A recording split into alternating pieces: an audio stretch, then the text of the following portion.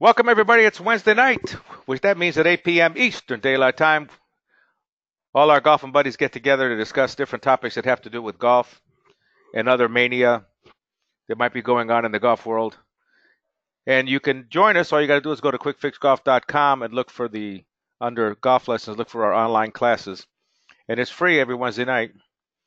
Other classes, of course, are all part of a membership. But you can always join us on Wednesdays, and we have a good time. So welcome to the gang. What are we going to talk about tonight? Something that's going to be, I see it a lot teaching all day, that I'll see people setting the golf club open like this. Here's the problem with that. They take the club back, straight back from the leading edge, and they go inside. They go right inside. Hey, Darren's here. Let me get his. Hey, Darren, can you hear us now? Yep, I'm back. Good. Here's what I sort of tried to address tonight. When you look at a golf club, the top line looks like it's angled out this way. And you shouldn't be looking there anyway. Let me change the colors. I can change colors. Hey, choose pen color. Let's go a nice bright red. You should be looking here. Every time. At the leading edge of the golf club. So I see a lot of people setting the golf club this way, and then they take the club back, straight back from the leading edge of the golf club, and then they don't realize that they're inside the path.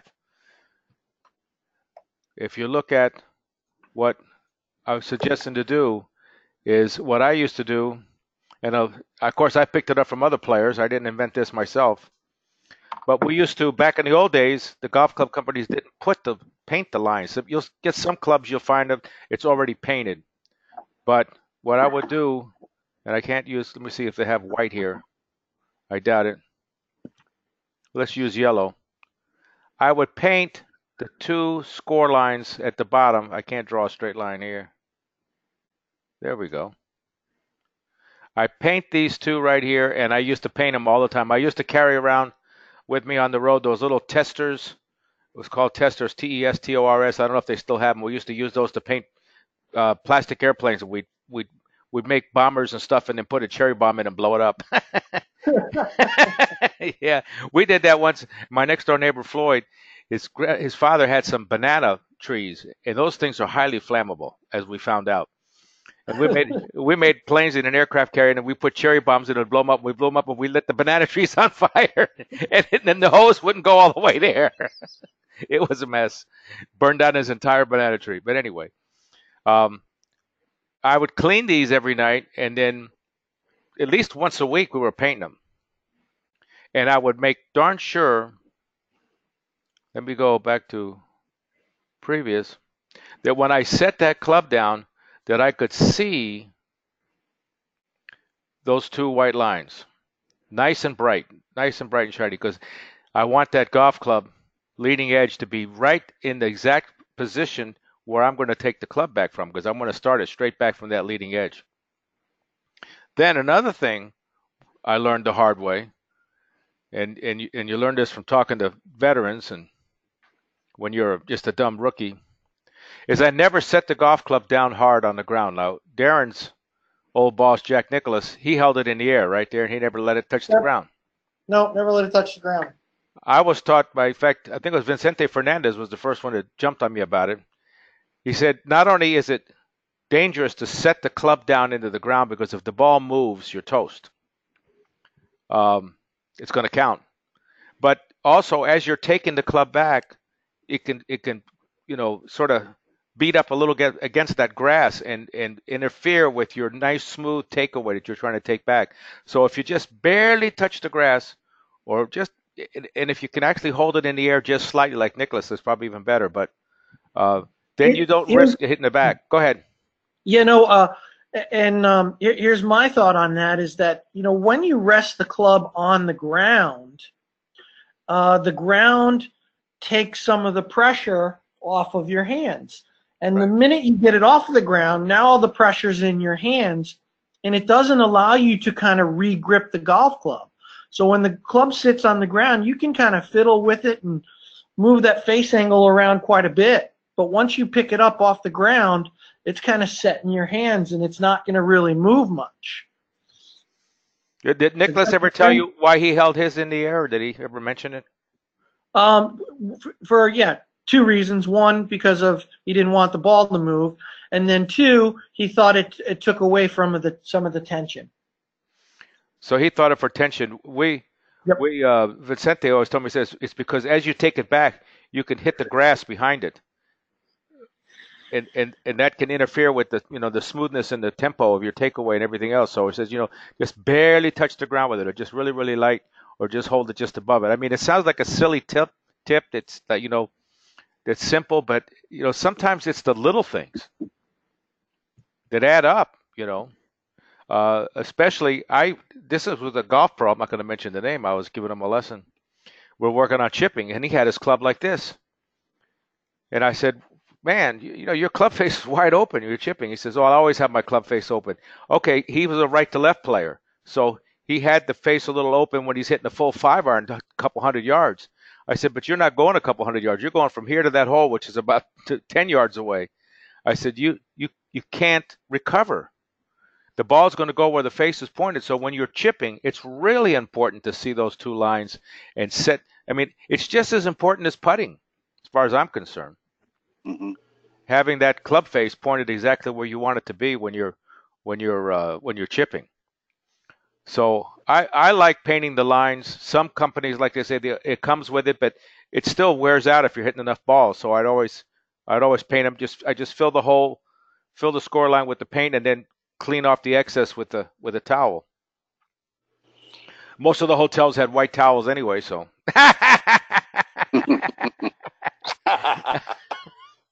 Well, that's what we were. I mean, you're on the road. You had anything else to add in there? Do you guys ever hold them closed or open for draw slice, or do you do it with your swing? Well, we'll ask Darren too. I don't know how he does it, but I know I try to never change my swing. So you close the face slightly if you want to draw? If I'm hitting a draw, here's my path, right, for straight. See? So I'm going this way. My club face is closed to the path. Right, I got you. See? Yeah, so I think there's two rules of thumb there, and I've heard it both ways. Nicklaus would always talk about changing his setup, kind of having the same swing, and then just changing his setup, aiming right, and then turning the club face a little close to hit the draw. Right. And then you got a guy like Mark Calcavecchia, who I've watched hit quite a few golf balls, and he does it with the shape of the swing. So it works both ways. I'm more of a proponent of the Nicklaus way to do it, where you just kind of keep your swing the same and change your body angles and change your face angles and just make a normal swing. Yeah. Okay. Yeah. I mean, if I'm going like if here's the target, just mark in the chat. But for some reason we're getting some feedback here. If you have a question, just put it in the chat box. But if I'm wanting to work this ball right to left, I might line my feet up here. I line up my path here, but my club face is here.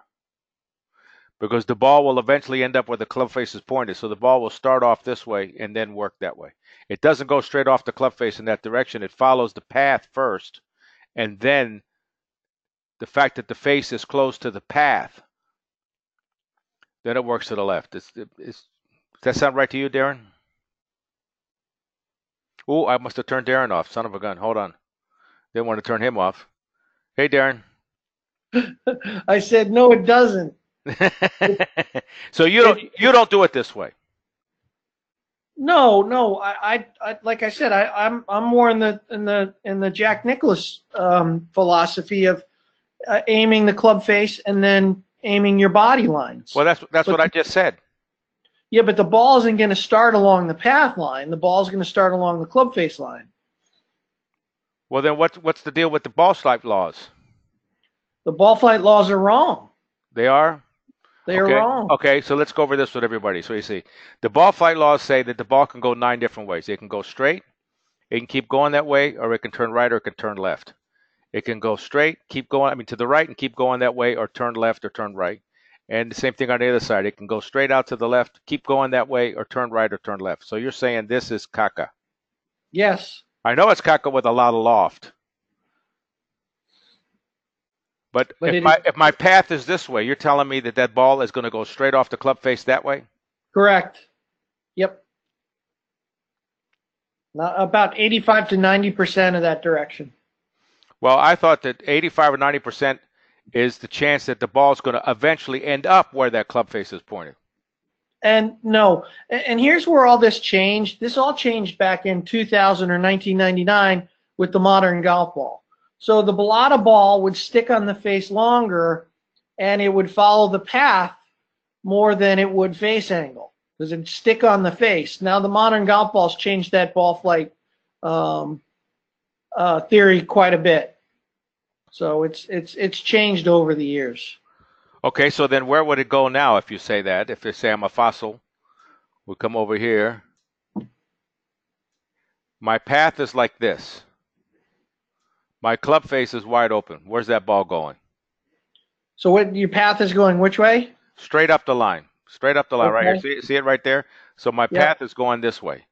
But my club face is open to the path. Yeah. Where's the ball going to go? The ball's going to start out to the right. So it's going to go straight this way. Correct. Then what is it going to do? And then it's going to slice.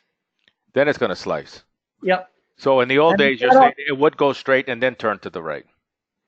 Correct. With a balata ball. Yes. And that's not including angle of attack. So if your angle of attack is severely down, that changes things as well. So that's also going to straighten out the shot. So if you're swinging straight and hitting down with the face open, you could technically hit a straight shot, because the downward angle of attack is going to add some draw curvature to it. So there's a lot of different, and these are laws now. These aren't kind of guidelines or preferences. These are kind of the new ball flight laws, so to say.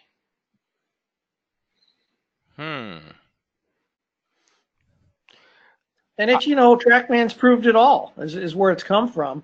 But you got a guy like Gary Wyron, you know, who's still fighting the trend. You know, Gary Wyron will tell you every day until he's blue in the face that the ball's going to start on the path line, which it just doesn't anymore. It used to, but it doesn't. I'm going to try that at the range tomorrow, because I still, not to be hard-headed like Aaron Wyron, because I can't stand him. It still works in the sense that if I'm this way, but my club face is pointed there, from what I've heard from the TrackMan and all these numbers, like 94 or 95% of the flight of that ball is going to be considered through the club face itself. Correct? Correct. Yeah. Right? So you're saying, where I'm thinking it's eventually there, you're saying it goes straight there. Yes. It'd be the same thing with if you're hitting an iron and you're swinging down on it. Okay, now why wouldn't the ball go into the ground then? Okay, so wait a minute. So then answer this. If that ball's going straight this way because of the face, why would it ever curve off to the left?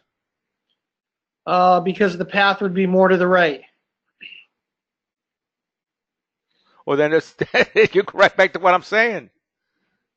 In other words, if the path gives it its initial thrust and the face gives it its side spin. No, you're wrong. That's the opposite. The face gives it the flight. The path gives it the side spin. That's the exact opposite. That's right. And you're saying that's because of the ball. That's because of the ball. Correct. Exactly. There you have it. Okay. All right. Well, how about that? I mean, who's on first? Well, I mean, Darren, tell us how to hit that 6-iron with a fade to the target straight ahead of you. Okay, so to hit a 6-iron straight ahead with a little bit of fade. Okay, yeah. So let's say our angle of attack is 0. So we're swinging level to the ground. Okay. The club face is going to be close to the target line, so it's a little left, and then your path is going to be left of that. So that's going to give you your little fade. Okay. Yeah, but Now, doesn't the face have to be open? no, it's No, it's closed. opposite now. Exactly, it's closed. Well, how's the ball going to go right? How's he going to hit a fade with a closed face? The path spins it. Exactly, and that's where Nicklaus was Oh. wrong all those years. Nicklaus was wrong all those years. He kept telling in all these clinics that I was around that the face is open to hit a fade. It's not. The face is closed to hit a fade. It's open to the path, but it's close to the target line. And that's why you see guys like Dustin Johnson, closed face, John Rahm, all these closed face players, they play fades because their ball can start left to target and they just got to swing left of that. Well, I thought they're hitting face because they hang on through the hitting area as much as they do, because of the bulged left wrist, like Trevino. Yeah, that's just kind of what gets that club face closed. But the real question is how do you hit a straight shot? That's where things get complicated. Yeah, but there's what Hogan said: if you hit a straight shot, it's a mistake. But that was a balata ball. It's a mistake. You're absolutely right. It's an accident. So to hit a straight shot, you've got to consider all these different things. You got to consider, are you hitting down on it? And where's the face angle? And then where's the path? So given a level hit and face angle at the target and path at the target, you can hit a straight shot. But for an iron, you have to hit down on it. So that changes things. So an iron, if you're hitting down, is going to cause some draw spin. So what does that mean for your path? Your path and swing direction now have to go left with the club face pointing just slightly to the left of the target. And that's how you hit a straight shot. There's so many complications when it comes to hitting a straight shot. It's very difficult. Mm-hmm. And that's why I never teach hitting straight. You guys need to draw up a chart and go over this with us next week or two. And this is a concept that takes a long time to kind of grasp. Oh, God. Yeah, it's exactly the opposite of anything I ever grew up with. Exactly the opposite. Because it was different back then. You were right back then, but the modern golf ball is what screwed everything up. Is that why, Darren, I take my 2 or 3 iron and close the face slightly, and I'm still getting a fade out of it? Well, if you click, then you'd have to be swinging left of the face. Okay. Left of the face. Yeah, he does. He does swing left of the face. I do. Mm-hmm. He swings left of Russia. Well, I just learned the national anthem. They promised me. Da da da da da da da da da. Isn't Russia like buying Alaska? Is that what they're doing up there now? They got all their bombers up there in Alaska. Uh-huh. Well, Darren, can you draw a graph or picture of this so we can get it in our heads? Bobby has an old drawing. No, my old drawing is going to be the ball flight laws as they used to be. Right. So what this is called is called the D plane. It's called directional plane. Oh yeah. And it takes into account the angle of attack, whether you're hitting down or whether you're hitting up. And hitting up is a completely different story. Where the path of the golf club is and where the face angle is there. Okay. So that's what's called your directional plane. All right, hold on. So if you say the hitting down or hitting up on the ball makes a big difference. Yes. What about the player like myself, for instance, that I try not to take a divot? I just want to brush the grass. So that makes things simple. That means you have a zero angle of attack. So that takes one of the variables out. And now you're just dealing with face angle and path. Yeah, because I like not taking much of a divot at all. I mean, just barely brush the grass along with it, and not slam down, which I think is going to really hurt your elbows and stuff like that in the first place. Yeah. And number two, I don't I just don't see any benefit to it. Although they say Tiger will hit down through, but Nicklaus, he picked everything. Well, Darren, a 3 iron angle of attack is going to be a lot different than a wedge, right? It will be, yes. I'll tell you an interesting story. Mm-hmm. I had an opportunity to spend some time around James Lights. And James Lights is really kind of the man who came up with this whole D plane. And he worked with Tiger Woods a little bit. And Tiger, you know, loves to hit that stinger. Okay? So when he hits that stinger, he's hitting down on it about 8 or 10 degrees, which Wow. is a ton of downward hit. Okay? Mm-hmm. And assuming, right, that when we're hitting down, we're adding a ton of hook spin to it. Right. Tiger had to now swing way left than he could possibly even feel and imagine to get that stinger to cut. So if you're going down, let's say 8 degrees, you got to be going left 16. There's like a 2-to-1 ratio in there. And Tiger was having problems hitting this stinger with a cut. And Lights went in there and he says, "You're not swinging far enough left." And then all of a sudden it stuck. And Tiger got that cut back with his stinger. But the more you hit down, the more draw spin you're going to add to it. So it gets really complicated. And it's probably way too complicated for everybody's head in this discussion today. But, you know, if you'd really like to get into the physics and the technicality of it, it took me a long time to grasp it. It took years of me every night researching and looking when I first got my TrackMan. Darren, I saw a YouTube video about 3 years ago, and if you YouTube the new ball flight laws, they explain all that stuff. I don't I didn't quite understand it, but they did have a PGA guy who's explaining all that with clubs like Bobby has, you know, with the stick coming out of the face and all that. Yep. But still, bottom line, if your path is right and the club face is at 90 degrees to the path, you should get a relatively straight shot. Yep. Relatively straight. Yep. So I don't have to open the face anymore to hit it left, down, right. No, it's the opposite. And that's like, Bobby, when you see me with my grip and my club face open, because I'm trying to hit these big hooks, you know? And you give me a hard time about my grip getting so weak. Well, to get that ball to start right, for me to get it back hooking, I got to get that club face open. Does that work on the driver too? Oh, yeah. Yep. Yeah, but you can get the club face open, but doesn't mean your grip has to be weak.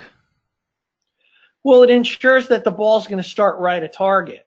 And that's where I get in trouble when my ball starts left at target. I got you. Well, nobody wants to hit it left. Nobody wants to hit it left. All right, any questions? Anybody? Okay, Gregory Edwards, I feel like I can get the club nice and square if the handle of club is in front of my left leg. You know, and that might be a good feel for Greg, but anytime I see people putting their hands ahead, the club face usually goes to the right. Just in my experience. Yeah, I think the butt end of the golf club should be pointed at your left armpit, I think. Yeah. And that means if you have a wedge, the ball's further back because the club is built in with a shaft lean in it. If you just set the club on the ground with the sole perfectly flat on the ground, and then it should show how much shaft lean is built into that face, and then that should line up with your left armpit, I think. Darren, will these new laws work with ranged golf balls? Oh, that's a really good question. So that changes a little bit.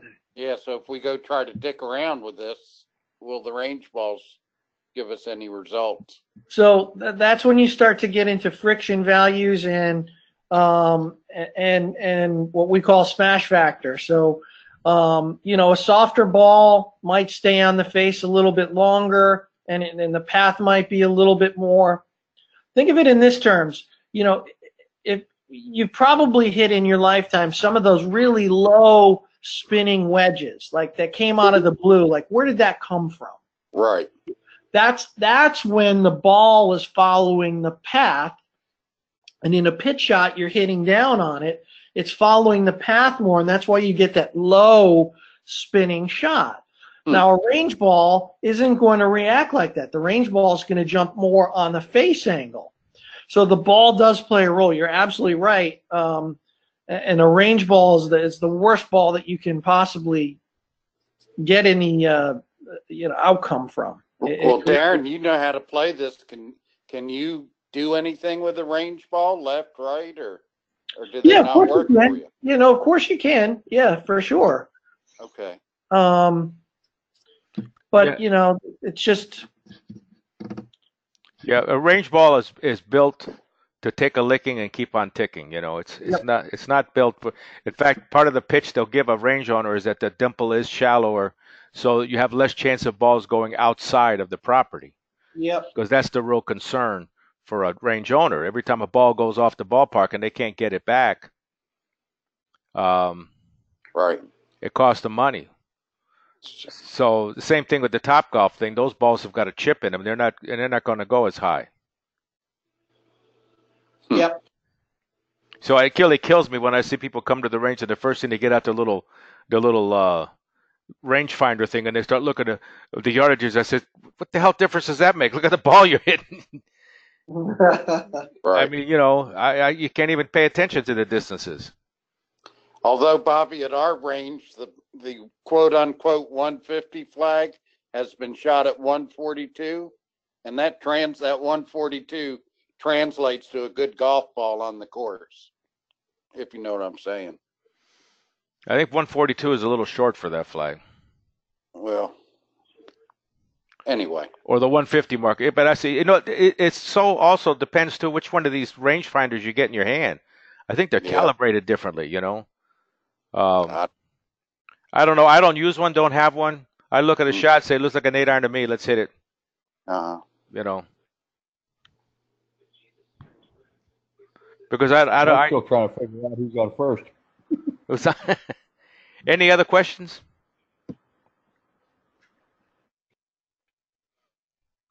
If no questions, we'll call it a night. Let me see here. I think I scared a lot of people with all this physics and Bryson jargon. I really want to know it for my long irons because that's where I have to worry about fades. And I think from what you're telling me, that the more I close that face, the more the ball's going to fade. Correct. As long as you get the path left of it. So I got to. Hold up. Listen to what he said there, though. And your path has to go left of it. Just by shutting the face doesn't mean the ball's going to fade more. No, your path has to go left of it. Your path has to go left of it, which in essence makes the face open to the path. Correct, but not in relationship to the target. Okay. Right. But still the face is open to the path. Okay. Correct. But Jack never described it that way. He described it with an open face. And when he first went on TrackMan, I was there. I watched it happen. And he's like, no, that can't be right. My club face can't be closed hitting that. Right. And it was a big eye-opener for him. Let me ask this one then. Go ahead. Make sure I'm getting this thing right. Because right now, when I get toward the, as you know, I walk the course.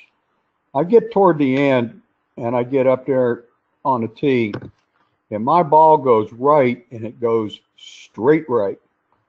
So what's happening to me, and this is how I analyzed it, I said my path has got to be to the right. My club face has got to be square to that path, which would be open if I was on the proper path. So is that analysis correct? Not according to what Darren says about with the new ball, no. Yep, so you're missing a couple variables. First of all, you got to know where you hit it on the face. Right. And to make it even more complicated, you got to know where the sweet spot is on your face. And not everybody's sweet spot is in the right spot on the face. So if you're mishitting, how in the hell are you supposed to analyze what the hell you're doing? In my case, I feel like I'm not turning when I get tired, I don't turn my hand over fast enough, but I'm not closing my club face fast enough. Let me suggest this. It might be also as you're getting tired because you've been walking, you're not clearing your left hip like you should. Your hips go to sleep on you, and then if anything, maybe they get in front of the golf ball slightly because they don't turn, and then that prohibits you from rotating your forearms over, and then you bail it out to the right. Well, as you well know, Bobby, I have got a bad habit of sliding forward. There you go. So you get tired from walking. It's the 16th hole, and now your hips aren't turning. But if you backtrack it, you go, okay, what did the ball do? Okay, the ball started out right and it was straight. And then you kind of work off of that. So if the ball was starting out right and it went straight, we're going to look at face angle, we're going to look at path, we're going to look at impact point, and then we're going to look at angle of attack. So you've got all these different variables that account for it. And it's really difficult unless you have, some impact tape to see where you're hitting it on the golf club. You got to know where the sweet spot is on that golf club. You got to know your angle of attack. You got to know your face angle and your path.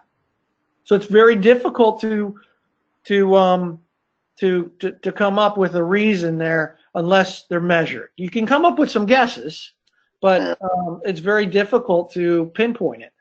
Well, let me ask you this question, Darren.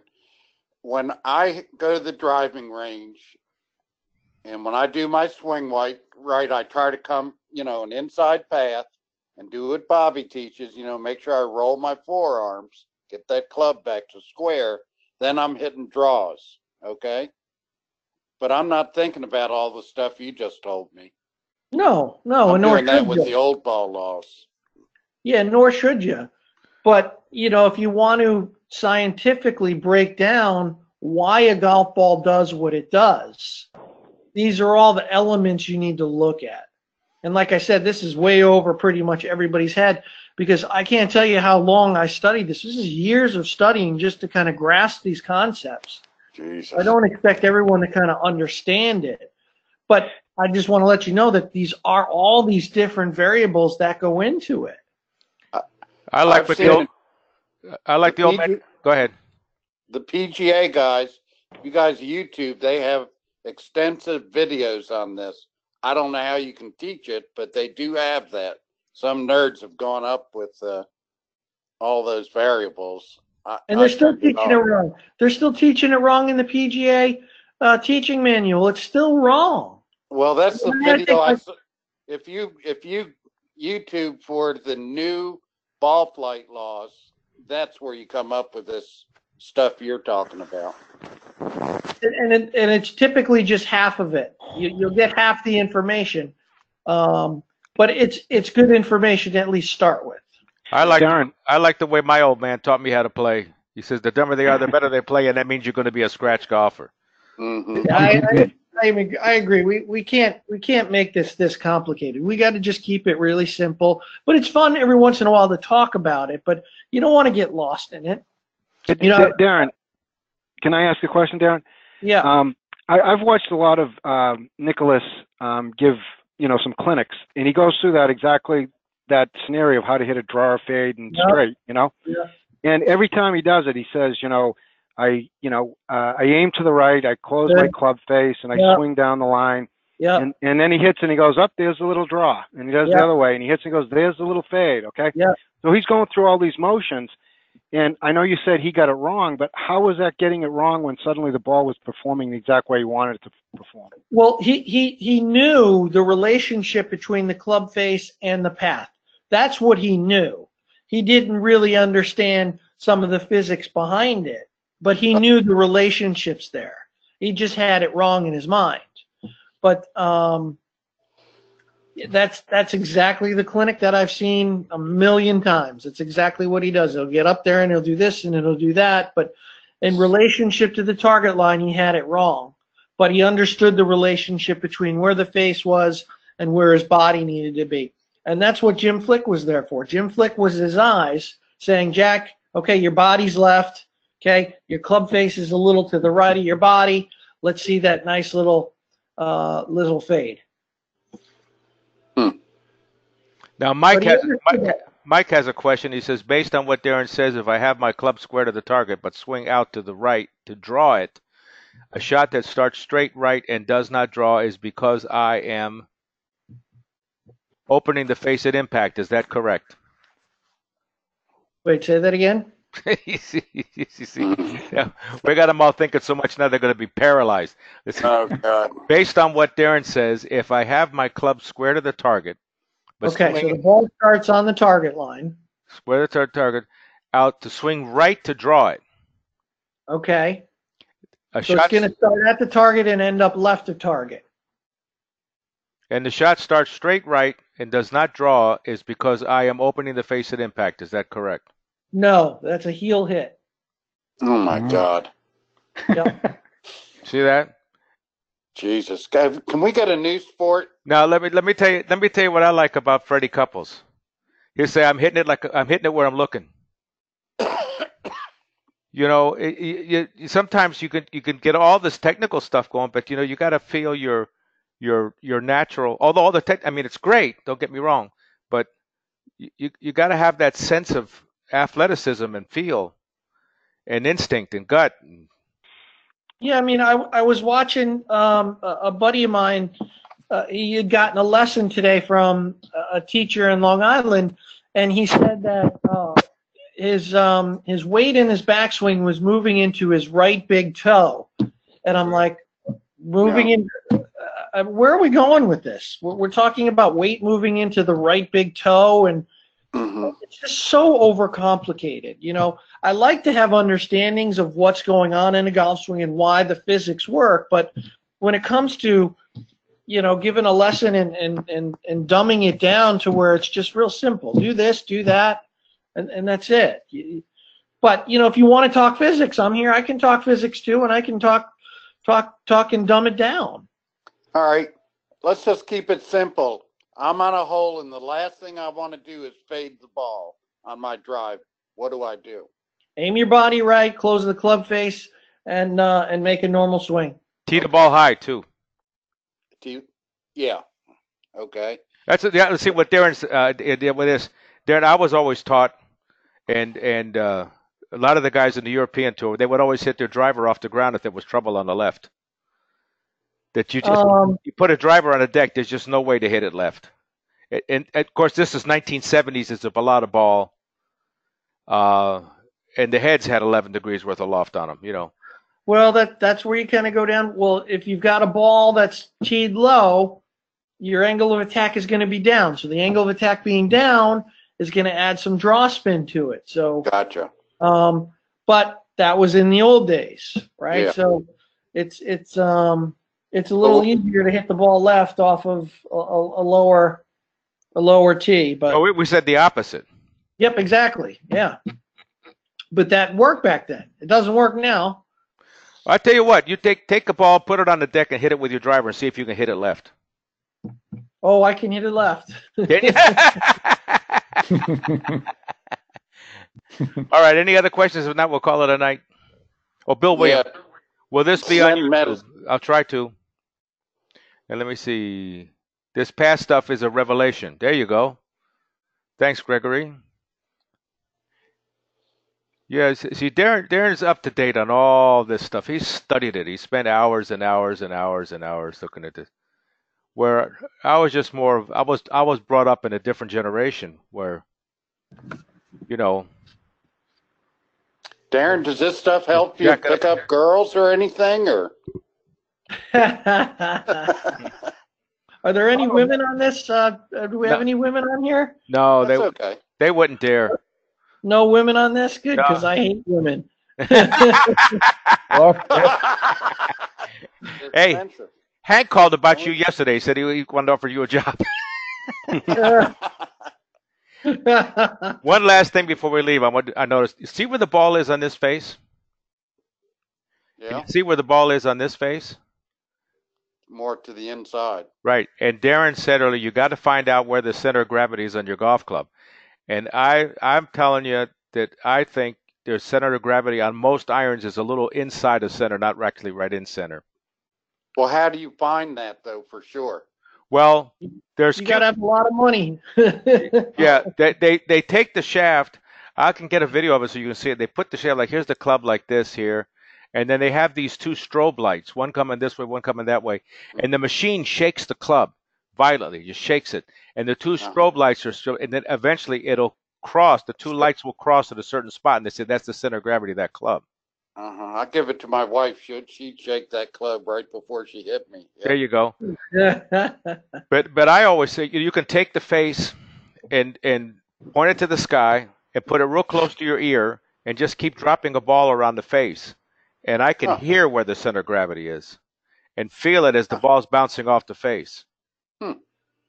And then if you do that, you can sort of mark it right here. Mm-hmm. You can also use a T too. You can just kind of start tapping the face and see when it twists and when it stops twisting. Yep, there you go.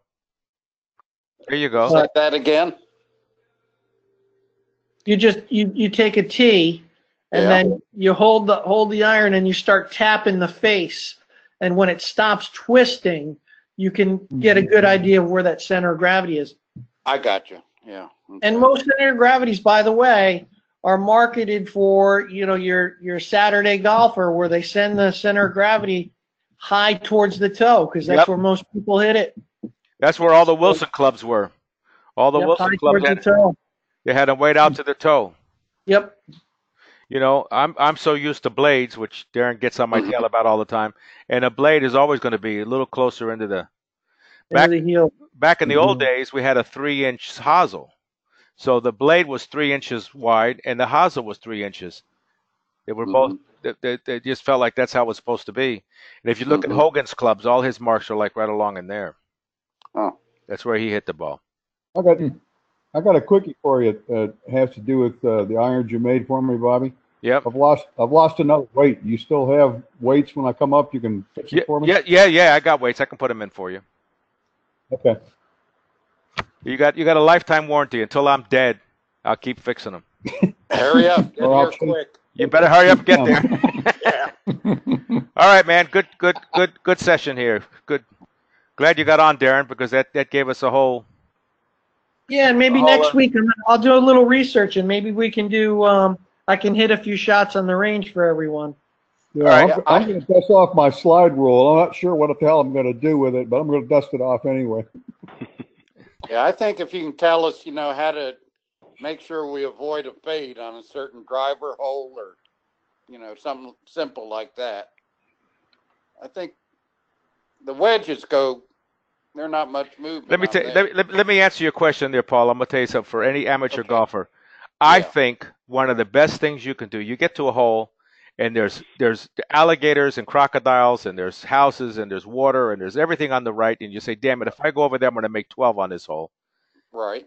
Set the face down a couple of degrees closed and take half a swing. Okay. Take half a swing, even if it feels somewhat like a punch shot, because most of the times the reason why people get the club face off in relation to the pad is they take such a big friggin' backswing. Uh-huh. And they can't recover. I mean, do you agree with that, Darren? Or Yeah. Oh yeah. take half a swing and punch it right down the middle and get through the hole. Because most people just overswing, even if they don't realize they're overswinging. They overswing. And the same thing with Frankie here. What he got those last couple holes and it bails out to the right. You're getting tired and you start trying harder. Don't try harder. Make the swing more compact. And you're not going to lose as much distance as you think. You really won't. Okay. All right. All right, gang. Enjoyed it. All right, Bobby. guys. Thanks. Night. Thanks, Aaron. All right.